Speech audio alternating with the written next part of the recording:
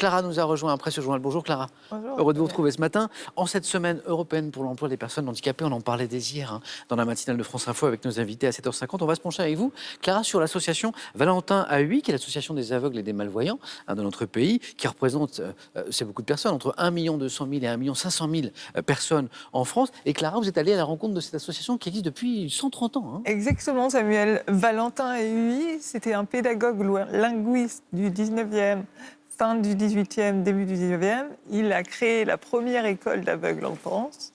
Son association a été créée en 1889 et nous sommes allés dans son association pour découvrir une médiathèque la plus grande numérique de France, la médiathèque numérique la plus grande de France. Ah, c'est un endroit vraiment étonnant. Étonnant, et nous avons rencontré ses bénévoles, mais aussi ses salariés, dont une exceptionnelle que vous allez découvrir. Le reportage de Clara.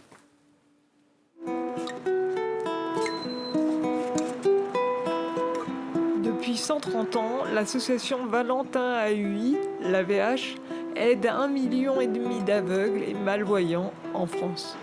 Nous allons rencontrer une salariée de l'association Valentin AUI très particulière. Céline est aveugle. Elle est bibliothécaire ici depuis 11 ans. Son travail a bien évolué depuis des années. Depuis 2013, effectivement, la médiathèque Valentin AUI propose, en plus des livres sur CD, la possibilité de télécharger ces mêmes livres audio sur la bibliothèque numérique EOL. La médiathèque, créée en 2009, met plus de 40 000 livres à disposition, sur papier, en braille ou dans la bibliothèque numérique. 400 lecteurs bénévoles enregistrent les textes, dont Jean-Pierre. Nous allons rencontrer Jean-Pierre, c'est ça ? Peut-être par là. Oui, mais alors je ne peux pas vous accompagner, ce n'est pas accessible. Je dois vous abandonner, Jean.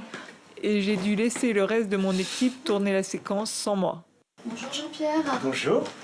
Je vous apporte le livre que nous avons choisi à la médiathèque pour que vous puissiez l'enregistrer.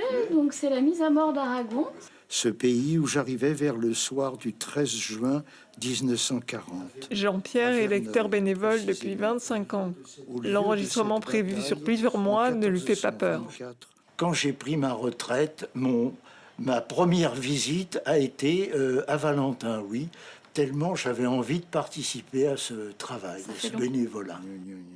Il y a tout un procédé avant que la voix de Jean-Pierre arrive aux oreilles des lecteurs.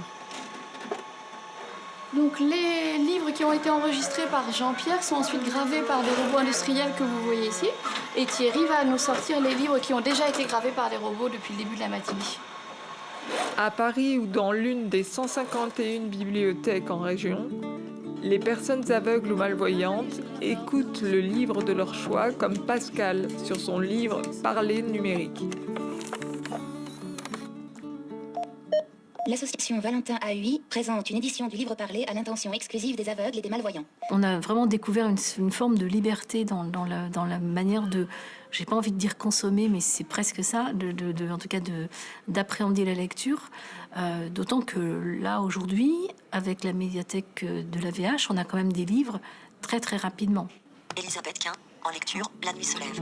De son portable, Pascal, aveugle de naissance, retrouve sa liberté aussi en téléchargeant ses livres sur le site de chez elle.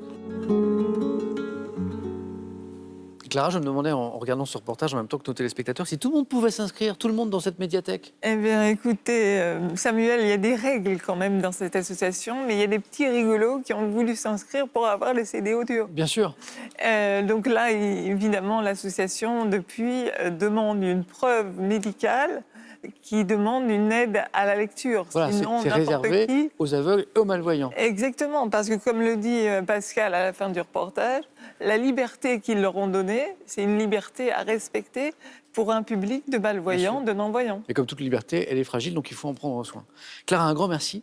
Et à la maison, si vous voulez un peu plus d'associations, d'informations sur l'association, toutes les infos sont sur ce site internet qui s'affiche ici, AVH pour Association Valentin AUI, bien sûr, avh.asso.fr. Un grand merci, Clara.